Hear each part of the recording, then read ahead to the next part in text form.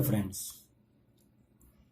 ધોરણ 6 થી 10 ની અંદર ગુજરાતી ગ્રામરમાં અલંકાર ખૂબ જ મહત્વનો ટોપિક છે, જેના વિશે આપણે આજે સમજશું. સૌથી પહેલા મિત્રો આપણે અલંકારનો અર્થ જાણીએ. અલંકાર શબ્દ અલમ પ્લસ ક્રુ ધાતુ પરથી બનેલો છે. અલંકારનો શબ્દશઃ અર્થ થાય છે આભૂષણ અથવા ઘરેણું. જેમ મિત્રો આપણે વિવિધ પ્રકારના ઘરેણા કે આભૂષણ પહેરીને શોભી ઉઠીએ છીએ, તેવી જ રીતે સાહિત્ય કૃતિ પણ આ અલંકારથી શોભી ઉઠે છે. અલંકારને અંગ્રેજીમાં ફિગર ઓફ સ્પીચ કહેવામાં આવે છે. અલંકારના બે પ્રકાર છે, એક શબ્દાલંકાર અને બીજો છે અર્થાલંકાર. સૌથી પહેલા આપણે શબ્દાલંકાર જોઈએ, જેમાં શબ્દો કે વર્ણોને આધારે સૌંદર્ય જન્મતું હોય અને વાણીમાં માધુર્ય પ્રગટતું હોય તેને શબ્દાલંકાર કહે છે. તેમજ આવી રીતે પણ એને સમજાવી શકીએ, જે અલંકાર દ્વારા કેવળ શબ્દને જ ચમત્કૃતિ ભર્યા કે આકર્ષક બનાવવામાં આવે તેને શબ્દાલંકાર કહે છે. અહીંયા મિત્રો શબ્દાલંકારની અંદર શબ્દોને વધારે આકર્ષક બનાવવામાં આવે છે, ચમત્કૃતિ ભર્યા બનાવવામાં આવે છે, એટલે કે શબ્દ ઉપર વધારે ભાર આપવામાં આવે છે. શબ્દાલંકારના આ 4 પ્રકારો છે: વર્ણાનુપ્રાસ અલંકાર, અંત્યાનુપ્રાસ અલંકાર, શબ્દાનુપ્રાસ અલંકાર, યમક અલંકાર. સૌથી પહેલા આપણે વર્ણાનુપ્રાસ અલંકાર જોઈએ. વર્ણાનુપ્રાસ અલંકારને વર્ણ સગાઈ પણ કહેવામાં આવે છે. જ્યારે એક જ વાક્ય કે પંક્તિમાં એકનો એક વર્ણ વારંવાર આવે અને તે પદાવલીના સૌંદર્યમાં વધારો કરે તેને વર્ણાનુપ્રાસ અલંકાર અથવા તો વર્ણ સગાઈ પણ કહે છે. ઉદાહરણમાં જોઈએ, કામિની કોકિલ કેલી કુંજન કરે. મિત્રો આમાં દરેક શબ્દમાં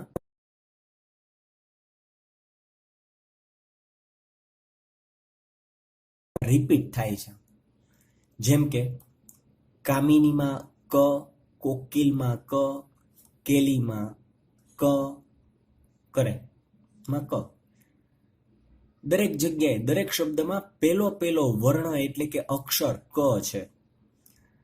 એવી રીતે બીજા ઉદાહરણમાં કાળા કરમનો કાળો મોહન, કાળું એનું કામ, તો એમાં પણ ક ક ક વપરાયા છે. એવી જ રીતે ત્રીજા ઉદાહરણ, કાશીમાએ કામ કાઢ્યું, એમાં પણ પેલો ક છે. મિત્રો એવું નથી કે ક જ વારંવાર રિપીટ થાય. ગુજરાતી વર્ણમાળાનો કોઈ પણ વર્ણ જો શબ્દમાં આગળ મુકાયેલો હોય અને એનું પુનરાવર્તન થાય તો એ વર્ણ સગાઈ બને. જેમ કે અહીંયા છેલ્લું અને ચોથું ઉદાહરણ જુઓ, પીગળે પીગળે પડછાયાના પહાડ, એમાં રિપીટ થયો છે. આ ક ની જગ્યાએ કોઈ પણ વર્ણ હોય, ખ, ગ કે કોઈ પણ વર્ણ જો શબ્દમાં આગળ મુકાયો હોય અને વારંવાર એ આગળ ને આગળ રિપીટ થાય, વારંવાર આવ્યા કરે એકને એક વર્ણ, જેને કારણે એ કાવ્ય પંક્તિ અથવા તો વાક્ય અલંકૃત થઈ જાય, એના સૌંદર્યમાં વધારો થાય, તો એને વર્ણ સગાઈ અલંકાર કહેવામાં આવે છે. આગળનો બીજો અલંકાર છે અંત્યાનુપ્રાસ અલંકાર. અહીંયા મિત્રો જેવા નામ છે ને એવા જ એના ગુણ હોય. અંત્યાનુપ્રાસ, અંતે સરખો પ્રાસ મળતો હોય ને એવો અલંકાર, એ અંત્યાનુપ્રાસ. જોઈએ આપણે સૌથી પહેલા એનો અર્થ. જ્યારે બે પંક્તિઓ કે બે કથનના અંતે, મિત્રો યાદ રાખજો, અંતે વાક્ય કે કાવ્ય પંક્તિના અંતે એક સરખા ઉચ્ચાર એક સરખો હોય તેવા શબ્દો આવે ત્યારે તેને અંત્યાનુપ્રાસ અલંકાર કહે છે. જેમ કે અહીંયા ઉદાહરણ, પર્વતને નામે પથ્થર દરિયાને નામે પાણી, ઇરશાદ આપણે તો ઈશ્વરને નામે વાણી. અહીંયા જો કાવ્ય પંક્તિના અંતે પાણી અને બીજી કાવ્ય પંક્તિના અંતે વાણી, સરખો પ્રાસ મળે છે. એક સરખા જેવું ઉચ્ચારણ આવતું હોય, સરખો પ્રાસ મળતો હોય અને પણ વાક્યના અંતે મળતો હોવો જોઈએ, તો એ અંત્યનું પ્રાસ અલંકાર બને. બીજું ઉદાહરણ, શોધતો હતો ફૂલ ને ફોરમ શોધતી હતી મને, એકબીજાને શોધતા ગયા દૂર તો આવ્યો કને. અહીંયા મને અને કને વાક્યના કાવ્ય પંક્તિના અંતે સરખો પ્રાસ મળે છે, એટલે અંત્યનું પ્રાસ અલંકાર.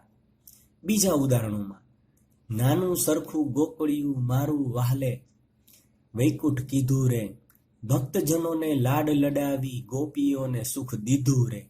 કીધું રે અને દીધું રે સરખો પ્રાસ મળે છે. એવી રીતે ચોથા ઉદાહરણમાં માવલડી અને ગાવલડી સરખો પ્રાસ. અને અહીંયા આ પાંચમા ઉદાહરણની અંદર વાક્યના કાવ્ય પંક્તિના અંતે ખાય અને થાય સરખો પ્રાસ મળતો હોય મિત્રો, તો એને અંત્યનો પ્રાસ અલંકાર કહેવામાં આવે છે. ત્યારબાદ આવે યમક અલંકાર. એક જ પંક્તિમાં એક જ શબ્દને કે શબ્દ સમૂહ વારંવાર પ્રયોજવામાં આવે.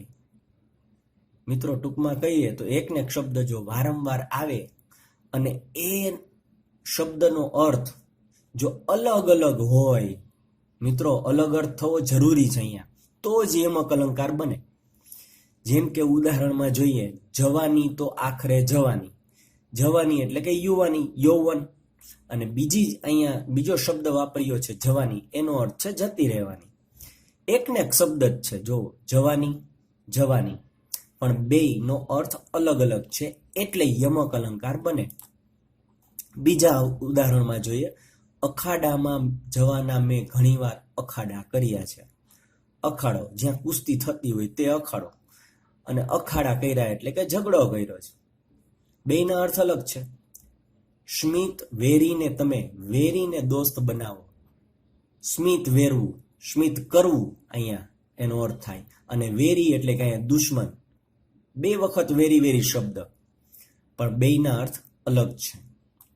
એક વેરવું અને બીજું નો અર્થ થાય વેરી એટલે કે દુશ્મન. એવી રીતે અહીંયા પણ ભૂતના તારેથી વર્તમાન પકડો, પણ ભૂતના નામથી ન ડરો. ભૂત એટલે કે અહીંયા ભૂતકાળ, ભૂતકાળથી વર્તમાન પકડો અને ભૂતના નામથી ન ડરો, એટલે કે ભૂતથી ડરો નહીં. એવી રીતે ચોથા ઉદાહરણની અંદર, જે વાંચે ચોપડી તે ચોપડી ચોપડી ખાય. ચોપડી એટલે કે પુસ્તક, જે પુસ્તક વાંચે એ ચોપડી ચોપડી ખાય. ચોપડી ચોપડી એટલે કે ઘી વાળી રોટલી ચોપડીને ખાય. અહીંયા મિનિંગ એવો થાય છે ચોપડવું. બેના અર્થ અલગ છે અને એટલા માટે અહીંયા યમક અલંકાર બને છે. મિત્રો એક વાત યાદ રાખજો, અહીંયા એકને એક શબ્દ બે વખત આવે અને બંનેના અર્થ અલગ અલગ હોય તો જ યમક અલંકાર બને છે. શબ્દાનુપ્રાસ અલંકાર. શબ્દનો સરખો પ્રાસ મળતો હોય વાક્યમાં ગમે ત્યાં, શબ્દનો જો સરખો પ્રાસ મળતો હોય તો એને શબ્દાનુપ્રાસ અલંકાર કહેવાય. જ્યારે કોઈ પણ પંક્તિ કે વાક્યમાં પ્રયોજાયેલા શબ્દોમાં ઉચ્ચાર એક સરખા થતા હોય ત્યારે તેને શબ્દાનુપ્રાસ અલંકાર કહે છે. ઉદાહરણમાં જોઈએ એટલે તરત જ સમજાઈ જાય. હવે રંગ બની તંગ મચાવી જંગ પિયોજી ભંગ. મિત્રો આપણને ગાતા ન આવડતું હોય છતાં પણ શબ્દાનુપ્રાસ અલંકાર એક એવો અલંકાર છે કે તમે એને વાંચો તો આપમેળે જ જાણે કે તમે ગાતા હોય એવી રીતે તમે એને બોલી શકો, ગાઈ શકો. તમને ગાતા નથી આવડતું છતાં પણ, કારણ કે શબ્દનો વાક્યમાં ઘણી જગ્યાએ સરખો પ્રાસ મળે છે. અહીંયા રંગ, તંગ, જંગ, ભંગ સરખો પ્રાસ મળે છે. એવી રીતે અહીંયા બીજું ઉદાહરણ, ગાયક ન લાયક તું ફોગટ ફૂલાણો છે. ગાયક, લાયક બે સરખા પ્રાસ મળે છે. ત્રીજા ઉદાહરણમાં, છે મતવાલી નથી નમાલી નવા લોહીની લાલી. મતવાલી, નમાલી, લાલી સરખો પ્રાસ મળે છે. ચોથામાં આવડ બાવડ બોરડી, આવડ બાવડ સરખો પ્રાસ મળે છે. તો આમ મિત્રો વાક્યમાં ગમે ત્યાં સરખો પ્રાસ મળતા શબ્દો મળી આવે, જે બે અથવા બેથી વધારે પણ હોઈ શકે, તો એ શબ્દાનુપ્રાસ અલંકાર કહેવાય. Thank you.